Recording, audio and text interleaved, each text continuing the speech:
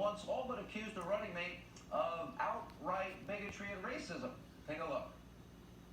But I also believe, and it's personal, and I was actually it was hurtful to hear you talk about the reputations of two United States senators who built their reputations and career on the segregation of race in this country.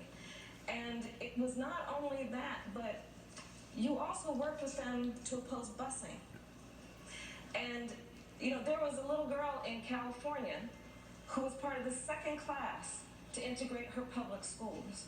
And she was bused to school every day. And that little girl was me. Now, of course, Senator Harris was right. Biden did, in fact, work hand-in-hand with segregationists. What? To stop school integration? Let's quote NBC News at the time. He led the charge on an issue that kept black students away from the classrooms of white students. Now, former Ku Klux Klan leader, I call him Robert KKK Byrd, well, Biden says he was his mentor. Remember, it was Robert Byrd that filibustered the historic Civil Rights Act, opposed the Voting Rights Act, and Joe Biden absolutely did work hand-in-hand with the former Klansman to stop school integration. Let's quote the Washington Post. Biden spoke out repeatedly and forcefully against sending white children to majority black schools and black children to majority white schools. Remember, Biden worried his own children would grow up in a, quote, racial jungle. A few years later, Biden, in fact, lied about marching in the civil rights movement. He also lied about endorsements he claimed he had from the NAACP. In 1993, he referred to inner-city youth as, quote, predators on our streets. In 2006, he told the crowd, you have to have a slight Indian accent to work at a 7-Eleven or Dunkin' Donuts. He says, I'm not joking. In 2006, he bragged that his state was a slave state. In 2007, remember what he said about Barack Obama? The first mainstream African-American who's articulate, bright, and clean. That's storybook, man. He likes to say, come on, man, a lot. Last year, he said, quote, poor kids could be just as bright as white kids. And recently, Biden said, you ain't black if you support President Trump. So clearly, Senator Harris was onto something, and this was not the first time that Harris launched accusations against Biden. She also accused Joe Biden of disgusting sexual misconduct. Remember in 2019? She said she believes all the women who accused Biden of touching them inappropriately. Let's see her in her own words. You decide. I believe them, and I respect them being able to tell their story and having the courage to do it.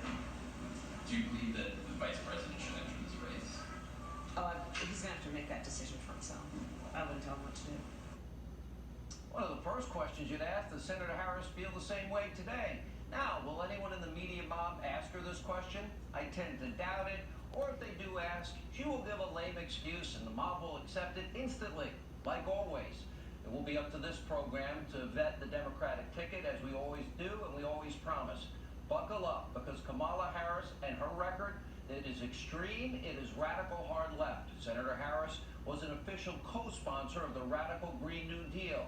Remember the plan that would ultimately eliminate oil and gas in 10 years?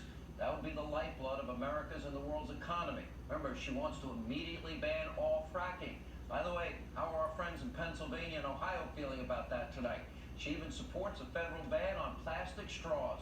And she also wants to ban guns via a presidential executive order. And by the way, as for your public health insurance versus private health insurance, well, under Kamala's Medicare for All program, you can kiss all private insurance goodbye. She is so extreme, she would get rid of all private health plans. So much for freedom of choice, right?